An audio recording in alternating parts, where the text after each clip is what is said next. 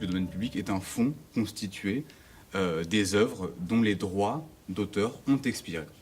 Et pas n'importe quel droit, les droits patrimoniaux, c'est-à-dire le droit de reproduire et de représenter l'œuvre. Les droits d'auteur durent en France 70 ans à compter la mort de l'auteur. Les films français, c'est assez compliqué parce qu'il y a très peu de choses. Si vous prenez par exemple le cas de Méliès, qui est donc quand même un des premiers grands cinéastes français, ces films sont tournés dans le domaine public juste en 2008, ça fait même pas 10 ans. Alors que c'est quand même un des premiers cinéastes français.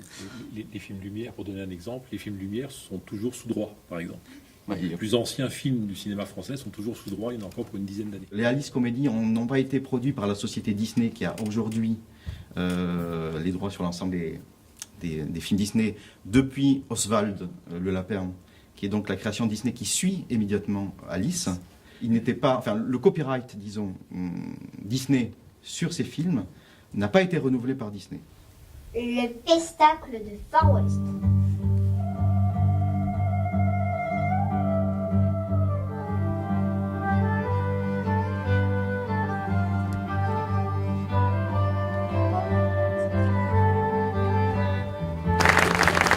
Il faut se dire qu'une version restaurée accessible sur Internet, il faut se poser la question honnêtement. C'est pas logique qu'elle soit en libre accès.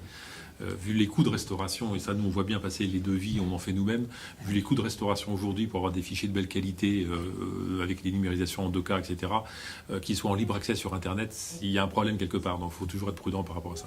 Cinétech, c'est un site sur lequel on peut voir un certain nombre de films. 550 films acquis, parce qu'évidemment pour nous, en tant aussi que réalisateur, l'idée que les films soient visibles, c'était important, mais il fallait qu'ils le soient aussi dans un cadre tout à fait légal. Nous, on a un public qui se rajeunit en fait. On a à peu près, si on met de côté les scolaires et le jeune public, on a un public qui est à peu près 50-50 retraités étudiants, on va dire. Voilà.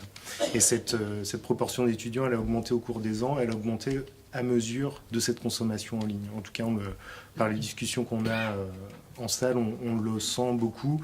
Ces étudiants voient les films sur Internet et viennent les revoir en salle, tout simplement. Voilà. Donc j'y vois une complémentarité évidente et vertueuse, évidemment.